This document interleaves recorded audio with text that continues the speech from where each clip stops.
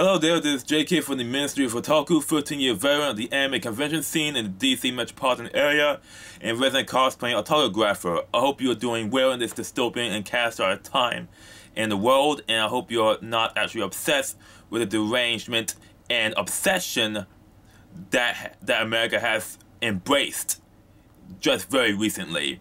Last week, I saw the first episode of Redo the Healer, the most controversial anime in 2021. Despite the hype, the first episode was more of a prologue and lukewarm introduction to the anime.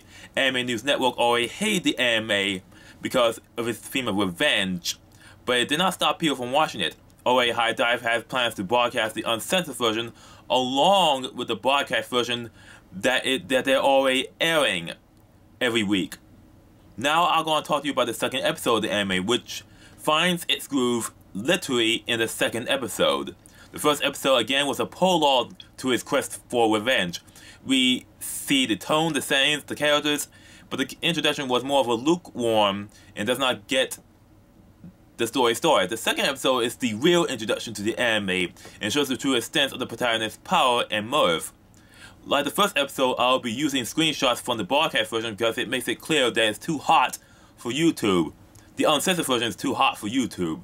And with this episode is more explicit and detailed than the first one, I can safely say that it's for adults only. And I'm asking everyone who is watching this review, please do not allow children or anyone under 18 to watch this anime.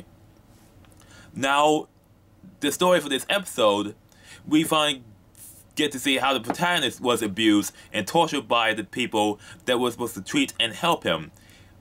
He was drugged by his maid, Fruity, chained in a dungeon, and become subjected to torture and sexual violation by squires and maids.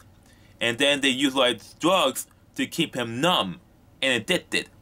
Then made to heal the soldiers of the kingdom and the swordsmen over and over and over again for the next 6 months. The uncensored version, while not explicit, made clear that how he was treated. Of course, you don't see the actual genitals because the anime is made in Japan, and Japan has some 70-year-old obscenity laws that prevent any depiction of the private areas. No, I'm serious. They have obscenity laws that prevent this from happening, even in real life spicy videos. Now he was able to gain resistance to the drugs he was forced to be addicted to, and has been doing this torture and violation and forced slavery for again 6 months until he gained enough power and experience to break out his chains and escape the dungeon. Basically, his goal was to infiltrate the private quarters of Princess Flare, kill her guards, and humiliate and violate Princess Flare, who was responsible for his torture, physical and sexual torture, and then take her as his prize by wiping her memory and face using his healing abilities. And his healing abilities has been transformed into many variants. Alchemic healing, which is transferring of the life force and strength and energy from a rock he made for the person to the person who created the rock. Corruption healing, which is gradual degradation of a body part of a person. And illusion healing, which is able to copy someone's face or image.